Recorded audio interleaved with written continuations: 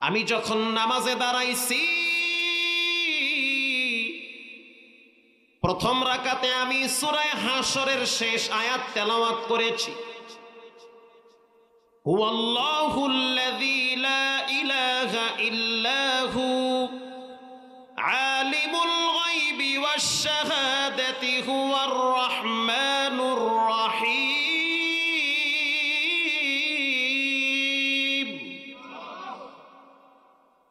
আমি যখন সূরা হাশরের শেষ আয়াত তেলাওয়াত করলাম, আমি যেখানে দাঁড়াইছি পিছনে তো চতুর্দিকে মুসল্লি দাঁড়ায় আছে, টের পাইতেছি পিছন থেকে এক যুবক নামাজের ভিতরে চিৎকার মেরে কাঁদতেছে। তার কান্নার আওয়াজ আমার কান পর্যন্ত চলে আসছে। দ্বিতীয় রাকাতে আমি সূরা আসর তেলাওয়াত করলাম, ওয়াল আসরি ইন্নাল ইনসানা লাফি খুসর।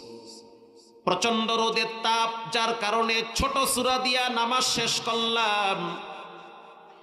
যখন আমি সালাম ফিরাইছি, তাকায় দেখলাম পিছন থেকে এক যুবক দৌড়ায় আমার দিকে আসতেছে। পুলিশ সাথে সাথে তাকে যখন আটকায় দিল, আমি তখন বললাম, ছেড়ে দাও, ওকে আমার কাছে আসতে দাও। বাইতুল্লাহর ইমাম তো প্রেসিডেন্টের মর্যাদা, আল্লাহু আকবার। প্রশাসন তাদের কথায় উঠবে আর বসবে। দুনিয়ার ইমামদের যেমন মানুষ সীমিত হাদিয়া দেয়, বেতন দেয়, বাইতুল্লাহর ইমামদের বেতন নির্ধারণ হয় না, সাদা চেক দেয়। সাদা একটা চেক দেয় সরকার। এখানে আপনি সংখ্যা বসান, যত লাগবে তত টাকার মালিক আপনি হবেন। দুনিয়ার ইমামদেরকে মানুষ সাইকেল হাদিয়া দেয় না, বাইতুল্লাহর ইমামদেরকে ৫-৭ কোটি টাকার গাড়ি হাদিয়া দেয়। তাও আবার ঈদের রাত্রিবেলা প্রচুর মানুষ তাদেরকে গাড়ির চাবি দেওয়ার জন্য সিরিয়ালে দাঁড়ায় থাকে। আল্লাহু আকবার বলেন। এবার সেই যুবক কাছে আসলো, তার চোখের পানিতে এহরামের কাপড় ভিজতেছে। কাবার ইমাম ইয়াসিদ দুসারি প্রশ্ন করলো, মা ইউবকিকা ইয়া শাবাব, কেন কাঁদো, কি হয়েছে? যুবক বলে, হুজুর আমার বয়স মাত্র ২০ বছর, আমার জন্ম হলো ইউরোপ কান্ট্রিতে। আমাকে এই রমজান মাসে স্থানীয় কিছু আলেম ওলামারা ধরে নিয়ে আসছে ওমরার সফরে। মুসলমানরা আমাকে ওমরায় নিয়ে আসছে। জীবনে কোনোদিন আমি জুমার নামাজ পড়ি নাই, জীবনে কোনোদিন আমি পশ্চিম দিকে ফিরে সিজদা দেই নাই। কেন জানি আমার ভিতরে আবেগ জাগ্রত হয়েছে যে জীবনে একবার যদি কাবায় যাইতে পারতাম, তাহলে আমার দিলের ভিতরে শান্তি পাইতাম। এজন্য আমি কাবা শরীফে প্রথম আসছি। প্রথম আপনার পিছনে দাঁড়ায় যখন সূরা হাশর শুনলাম, আপনি যখন সূরা হাশর তেলাওয়াত করতেছিলেন, মনে হইতে আছে আমার কলিজার ভিতরে কে যেন পানি ঢালতেছে। এত সুন্দর পড়া আমি কোনোদিন শুনি নাই। আপনার প্রত্যেকটা শব্দ আমার কলিজার ভিতরে গিয়ে আঘাত করতেছি। আমি যখন সিজদায় গিয়ে পড়লাম সুবহানা রাব্বিয়াল আ'লা, তখন মনে হইতে আছে কে যেন আমার কানের ভিতরে বলতে আছে, বান্দা তুমি কেন ডাকো, আমি তো তোমার সামনে আছি। শাইখ ইয়াসিদ দুসারি বলেন,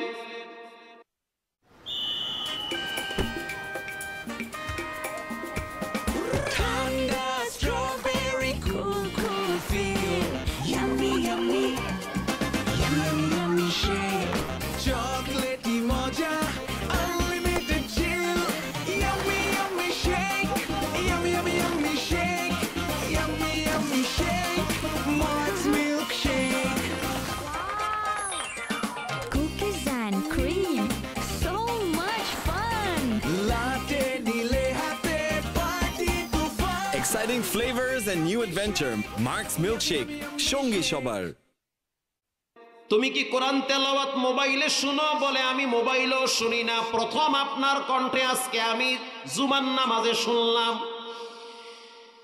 ইয়াসিদ দুসারি বলেন, আল্লাহর কাছে তওবা করো, রব্বুল আলামিন তোমার অতীতের গুনাহগুলো মাফ করে দিবে। যুবক ইয়াসিদ দোসারিকে জড়ায় ধইরা চোখের পানি ছেড়ে কান্দে আর বলে, হুজুর এমন কোনো পাপ নাই যা আমি করি নাই। রাত্রিবেলা মদ খায়া খায়া বিছানায় শুইয়া থাকতাম, জীবন ভর আমি পাপের স্বর্গরাজ্যে বাস করেছি, কিন্তু আজকে কেন জানি আমার দিলের ভিতরে বারবার বলে হচ্ছে যে আসলে ওই জগৎটা ভালো না, একমাত্র সুখ শান্তি হলো আল্লাহর দ্বীনের ভিতরে। হুজুর আল্লাহ কি আমারে মাফ করবে নাকি? ইয়াসিদ দুসারি বলে, আমি তাকে আবেগ ভরা কণ্ঠে বললাম, আত্তাইবু মিনাজ যামবি কামাল্লা যামবালা। কেউ যদি তওবা করে, রাসূল বলেছেন মায়ের পেট থেকে বাচ্চা আসলে যেমন কোনো গুনাহ নাই, একটা মানুষ যখন তওবা করে তার তেমন কোনো গুনাহ থাকে না। ইয়াউমা লা ইয়ানফাউ মালু ওয়ালা বানুন ইল্লা মান আতাল্লাহা বিকলবিন সালিম।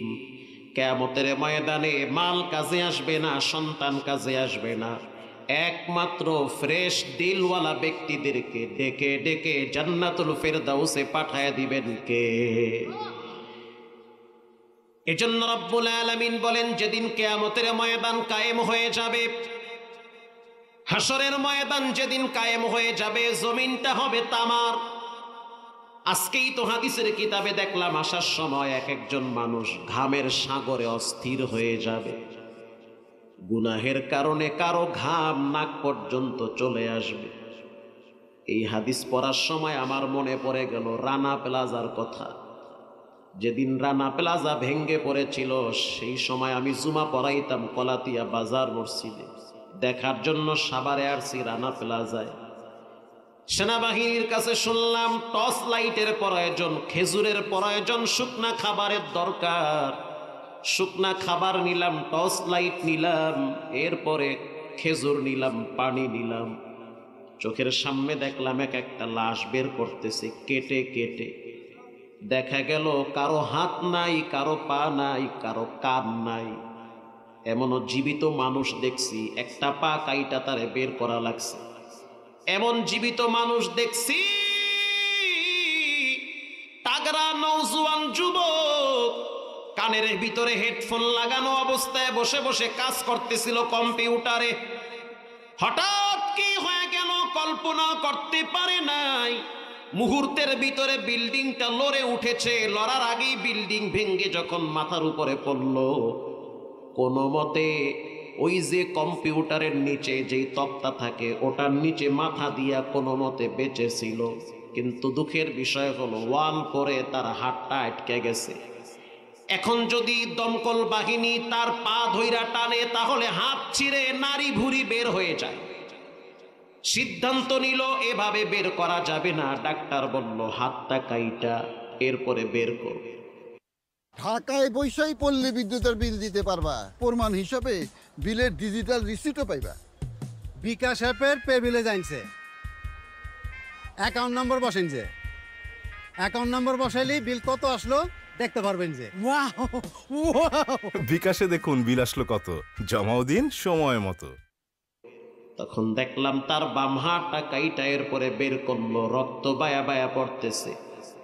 আর তার চিৎকার একটাই, আল্লাহ আমারে একটা বারের জন্য বাঁচায় রাখে, জীবনে আর কোনোদিন আমি আব্বা আম্মার সাথে বেয়াদবি করব না। তার কথা হলো জীবনে আর কোনোদিন আমি মায়ের সাথে বেয়াদবি করব না রে মালিক। এনাম মেডিকেলে যখন ভর্তি করা হইল, একজন আর দুইজন না, শত শত যুবককে যখন এনাম মেডিকেলে শোয়ানো হইল, সাংবাদিকরা প্রশ্ন করলো ভিতরে 2 দিন 3 দিন ছিলেন, কেমনে ছিলেন, ওই সময় আপনাদের অনুভূতি কি ছিল? 2-1 যুবক উত্তর দিল, বাঁচার তো শক্তি ছিল না, কোনো মতে জীবনটা বেঁচে ছিল। পানির পিপাসায় যখন আমাদের কলিজা শুকায় গেছে, তখন আমরা নিজের ঘাম নিজেরা চাইটা চাইটা খাইছি। নিজের ঘাম যখন চেটে চেটে খেয়েছি তখন বুঝতে পারছি, মোল্লা মুন্সিরা বলছে কিয়ামতের দিন মানুষের গুনার কারণে ঘাম নাকি নাক বরাবর আসবে। যখন ঘামও পাই নাই তখন নিজের শরীরের গোস্ত কামড়াইছি আর দেখছি রক্ত বের হয় কিনা। রক্তটা জিব্বায় নিয়ে কোনো মতে পানির পিপাসা নিবারণ করতে চাই। আল্লাহ রাব্বুল আলামিন বলেন এমন একটা দিন আসবে যেদিন পুরা জমিনটা হবে তামার। প্রত্যেকটা মানুষকে 50,000 বছর দাঁড় করায় রাখা হবে। কানা মিকদারুহু 50,000 সানাতিন মিম্মা তাউদ্দুন।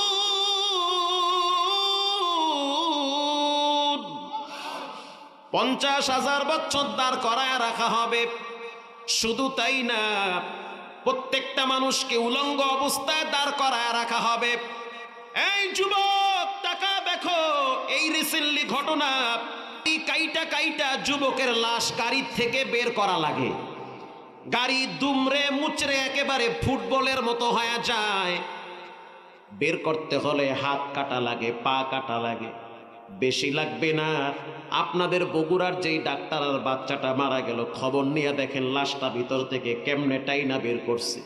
কারণ দুমড়ে মুচড়ে হাত আটকে যায়, পা আটকে যায়, কখনো কখনো মাথা ভিতরে লেগে থাকে।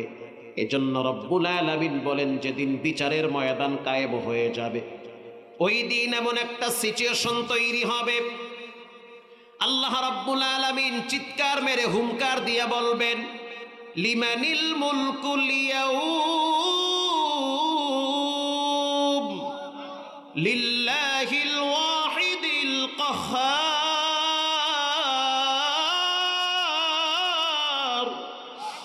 আজকের রাজত্বের মালিক একজন, তিনি হলেন কে?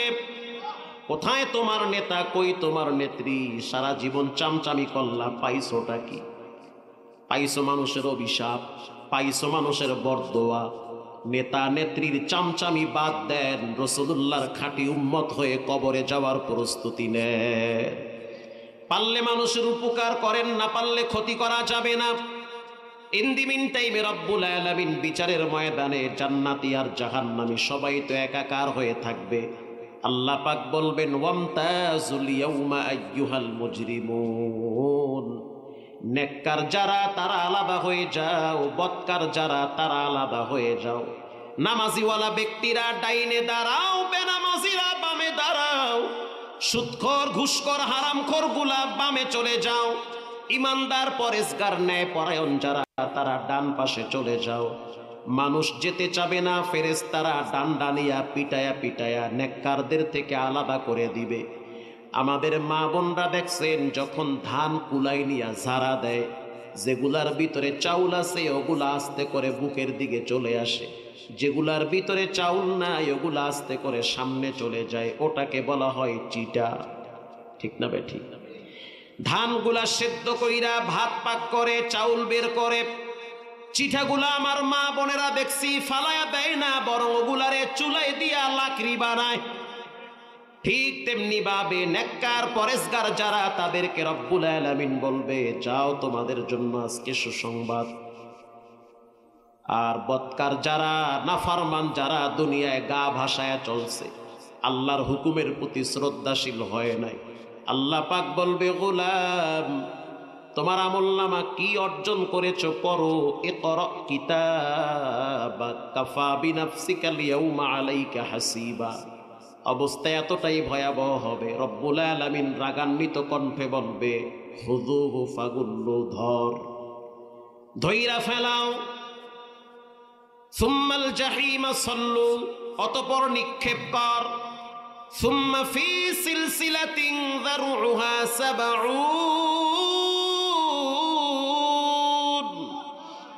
70 হাত শিকল নিয়া বেনামাজির পায়ে শক্ত কইরা বাঁধো। সুদখোর, হারামখোর, বেঈমান গুলার পায়ের ভিতরে শক্ত করে বাইধা দাও।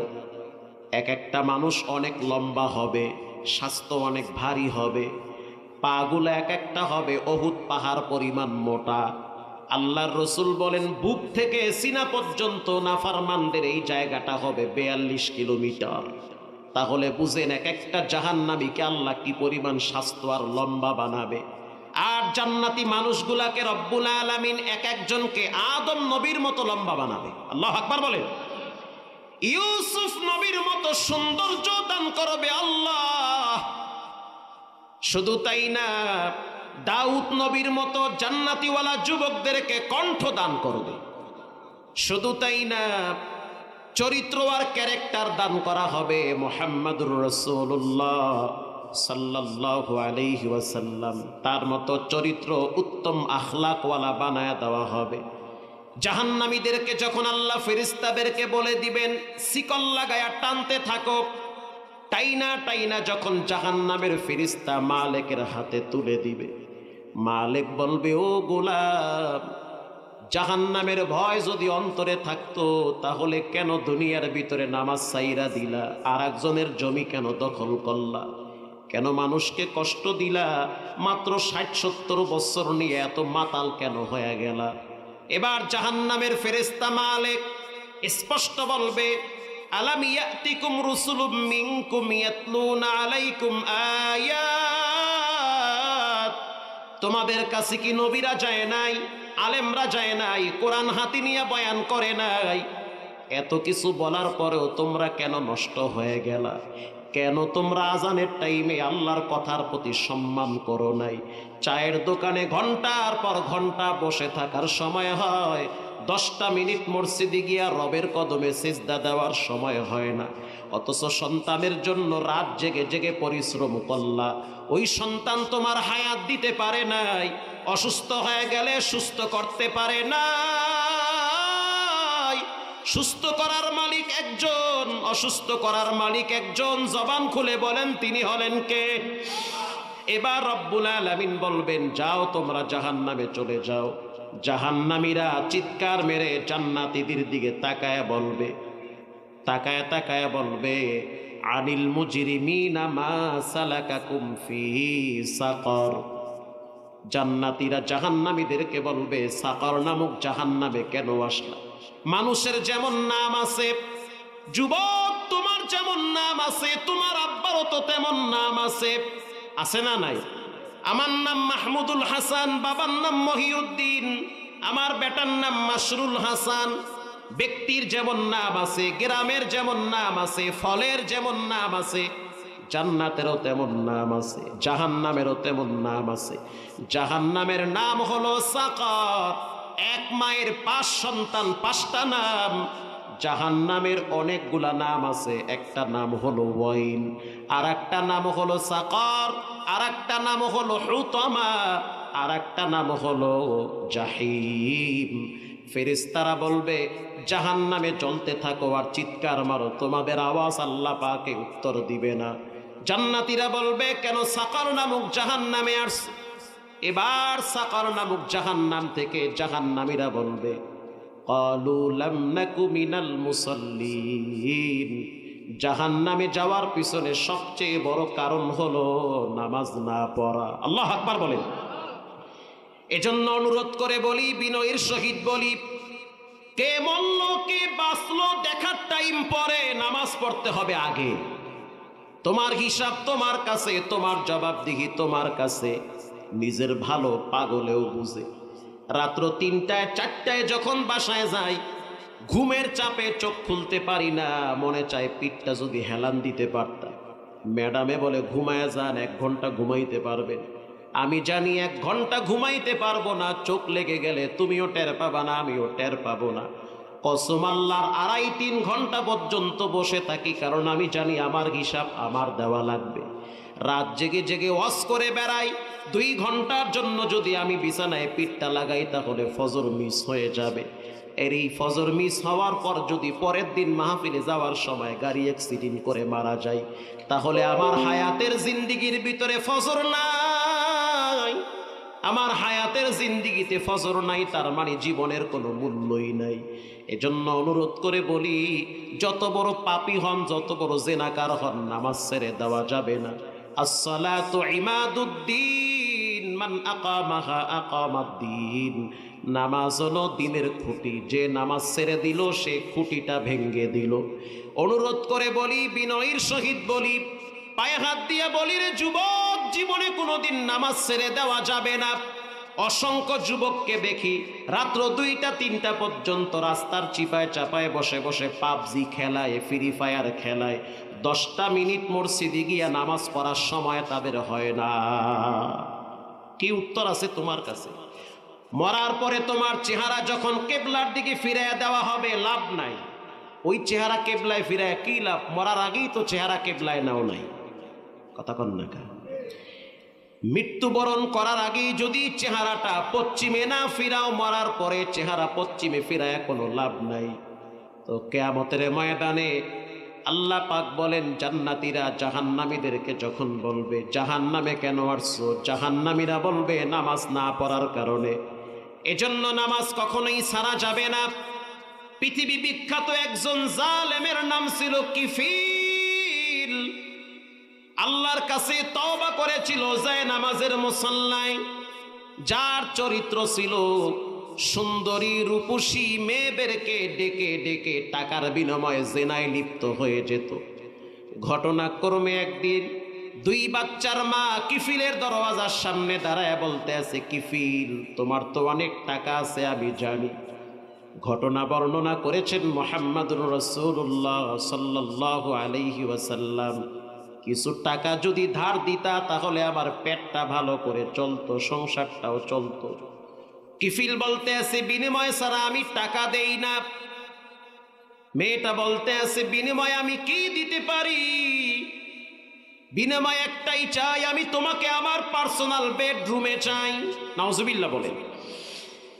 মেয়ে প্রস্তাব শোনার পরে ডাইরেক্ট বাড়ি গেল, গিয়া দেখলো বাচ্চাগুলা কানতে কানতে ঘুমিয়ে গেছে। আবার তিনি চলে গেল কিফিলের বাড়িতে। রাজি হয়ে গেলাম, দরজা জানলা লাগাও, যা ইচ্ছা করো, টাকা কিন্তু দেওয়া লাগবে। কিফিল দরজাও লাগাইছে, জানলাও লাগাইছে। মেয়েটারে নিয়ে নিজ পার্সোনাল রুমে বেডরুমে শোয়ায় রাখছে। কেবলমাত্র শরীরের কাপড়টা সরাবে, মেয়েটা চিৎকার মেরে বলতে আছে, কিফিল পৃথিবীর কেউ যেন আমাদেরকে না দেখে, জানলা লাগাও, দরজা লাগাও, কোনো মানুষ যেন আমাদেরকে দেখতে না পারে। সম্মানের গোড়ায় কিন্তু পানি থাকবে না, ইজ্জত থাকবে না। মানুষ আমাকে বলবে ব্যভিচারিণী একজন নারী। কিফিল বলতে আছে, জানলাও লাগাইছি, দরজাও লাগাইছি, ছিদ্র গুলাম আটকায়া দিছি। মেয়েটা বলতে আছে, কিফিল শক্ত করে লাগাইও, কেউ যেন আমাদেরকে দেখতে না পারে। বাচ্চারা যদি দেখে ফেলায়, মাঝে না করে তো জীবনে মুখ দেখাইতে পারবো না, ভাই বোনের সামনে দাঁড়াইতে পারবো না। শক্ত করে লাগায় দিও, কেউ যেন ধাক্কা দিয়া খুলতে না পারে। কিফিল বলল, দরজাও লাগাইছি, জানলাও লাগাইছি, কেউ দেখবে না, কোনো টেনশনের কারণ নাই। আল্লাহর রাসূল বলেন, শরীরের কাপড়টাই না খুইলা ফেলাইছি। মেয়েটার চোখের পানি বায়া বায়া মাটি স্পর্শ করে। কিফিল প্রশ্ন করলো, কেন কাঁদতেছো? এই জেনা কইরা অনেক নারী আমার সাথে মজা পাইছে, টাকাও পাইছে, আনন্দ পেয়েছে, তুমি কেন কাঁদো? মেয়েটা বলতে আছে, আমি কাঁদি না, কে যেন আমারে কাঁদায়। কে তোমারে কাঁদায়? বলে, ইন্নী আখাফুল্লাহ, আমি একজন রে ডরাই। চিৎকার মেরে বলেন, তিনি হলেন কে? এটা বলার সাথে সাথে কিফিলের হাত পায়ের পশমগুলা ঠান্ডা হয়ে গেছে। মেয়েটা বলতেছে, কিফিল তোমার দাদা কোথায়, বেঁচে আছে? বলে, না, কবরে গেছে। কই তোমার দাদি? বলে, কবরে গেছে। তোমার আব্বা কোথায়? বলে, কয়েকদিন আগেই তো বাবারে কবরে মাটি দিয়ে আসছি। কিফিল লেখা রাখো, এই মাটির নিচে একদিন তোমাকেও যেতে হবে। জেনা কইরা যদি কবরে যাও, বিশ্বাস করো শাস্তি কিন্তু ভয়ঙ্কর হবে। আল্লাহর আযাব থেকে বাঁচতে পারবা না। আল্লাহর ধরা বড় শক্ত ধরা। টেরফান নাই, রমজান মাসে থাইল্যান্ডে 31 তারা বিল্ডিং 3 সেকেন্ডে মাটির সাথে মিশায়া দিয়েছেন কে? মায়ানমারে রমজান মাসে মসজিদ এবং মসজিদের বাহিরে এক টাইমে মাত্র কয়েক মিনিটের ভিতরে 1700 মানুষকে আল্লাহ মাটির নিচে ডাবায়া দিছে। তুরস্কের মতো অত্যাধুনিক প্রযুক্তিমুক্ত রাষ্ট্র বিল্ডিং এর পাইলিং গুলো এত শক্ত করে করেছে, আল্লাহর একটা ধাক্কায় বিল্ডিং ভেঙে মাটির সাথে মিশে গেছে। রবের ধরা বড় শক্ত ধরা। মা কানাল্লাহু লিয়ুআযযিবাহুম ওয়া আনতা ফীহিম ওয়া মা কানাল্লাহু মুআযযিবাহুম ওয়া হুম ইস্তাগফিরুন।